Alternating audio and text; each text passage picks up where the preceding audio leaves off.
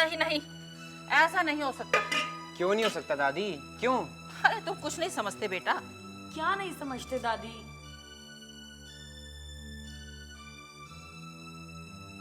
शर्म लिहाज कुछ है या नहीं? अब इसमें ऐसी क्या बात हो गई अम्मा? तू तो मेरी बात जरूर काटियो। दादी सुनो, मान जाओ, पढ़ाने दो माँ को ना। अरे तुम घर में इतना काम है, फुर्सत कहाँ है? अच्छा मैं मदद करूँ तो पढ़ाने दोगी? सगुना ने बात भी की है गांव की औरतों से, वो कम्मों किताबों और वो क्या है गुलाब की घरवाली सब तैयार भी हैं।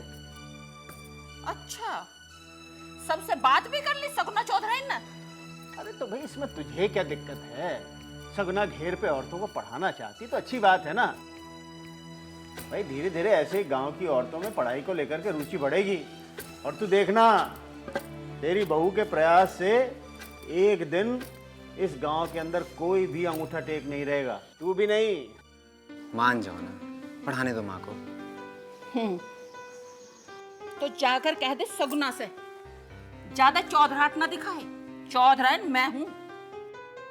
और अगर वो औरतों को पढ़ाना चाहती है तो वो मास्टर नहीं बनेगी, और मैं हेड मास्टर नहीं हूं।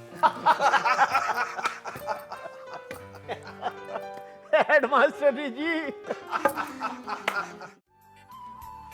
कैसे बनता है देखिए, पहले हमने ऐसे बनाया ये।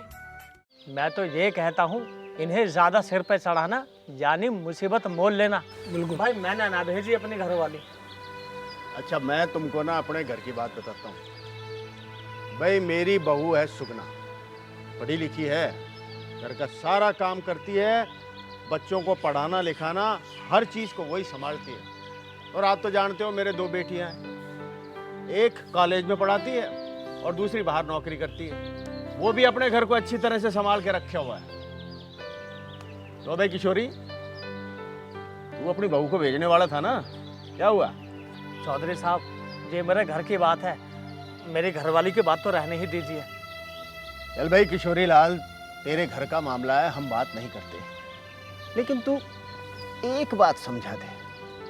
अरे तेरी घरवाली पढ़ना चाहती है तो इसमें तुझे क्या दिक्कत है? औरतें आखिर पढ़ लिख कर करेंगे क्या?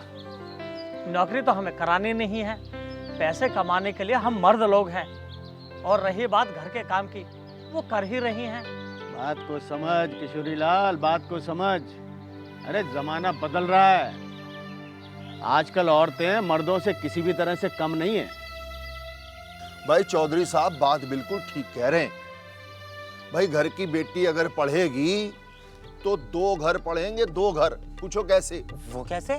भाई एक तो मायका और दूसरा ससुराल, इसलिए पढ़ना सबको जरूरी है। और आज ते हम पंचों की भी घरवाली पढ़ने आवेगी। ये हुई ना बात सरपंच जी। देखो भाई, पढ़ाई लिखाई के मामले में कोई जोर जबरदस्ती नहीं, जो पढ़ना चाहता है वो आए। हमारे गांव की महिलाएं अगर पढ़ना चाहती हैं तो उनका स्वागत है। तो सरपंच जी, कल से महिला साक्षरता की पढ़ाई पंचायत की चौपाल पर होगी, और वो भी खुले में, ताकि जो अनपढ़ है वो शर्माए और पढ़ने के लिए आए। डॉक्टर ने बच्चे को देख लिया है, इंजेक्शन भी लगा दिया है, वो कह रही है अब सब ठीक हो जाएगा। हे भगवान, तेरा लाख लाख शुक्र है। यशोदा, तूने बच्चे को कुछ उल्टा पुल्टा दिया था क्या? नहीं, सुबह से तो कुछ नहीं दिया, बस दवा पिलाई थी। खाली पेट दवा पिला दी थी, इसीलिए नुकसान हो गया। दवाई? कौन सी दवाई दी थी तूने?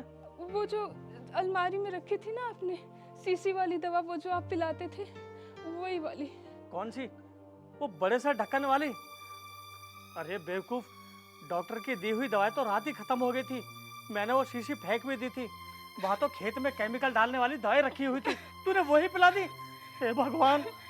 मुझे क्या पता, मैंने सोचा वही दवा है जो आप अलमारी में रखे थे, सो मैंने पिला दी, उसी जगह पर थी।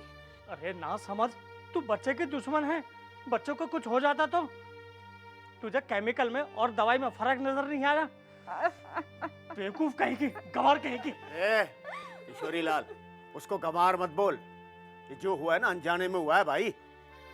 अरे वो तो पढ़ना चाहती थी, स्कूल जाना चाहती थी, तैने ही मना कर दी। तेरे लिए तो औरत को पढ़ने की जरूरत नहीं है, क्योंकि उसको तो घर में रहना है, चूल्हा चौका करना है। वो क्या करेगी पढ़ के? अब देख लिया अनपढ़ होने का नतीजा। अरे भाई, अब तो कम से कम सुधर जाओ तुम लोग, समझ लो। मुझे माफ कर दो चौधरी साहब। वैसे तू तो काफी जल्दी सीख गई इमरती। पिछली बार भी तेरी अगरबत्तियां सबसे ज्यादा थी। अरे किताबों, ये तो बता इमरती ने क्या सोचा आगे का? शायद मैं यहाँ ना आई होती ना तो जिंदगी का रास्ता कुछ और ही होता। और अब यहाँ आकर थोड़ा पढ़ लिख कर कुछ काम सीख कर ऐसा लगता है कि मैं भी कुछ कर सकती हूँ। और अब अपनी बेटियों के बारे में अपने बूते पर उन्हें पढ़ा लिखा सकती हूँ। अरे वो सुकन्या समृद्धि योजना ने तो लड़कियों के माँ बाप की सारी चिंताएं हर ली। और जैसे ही मेरे को पता चला वैसे ही मैंने इमरती को बता दिया।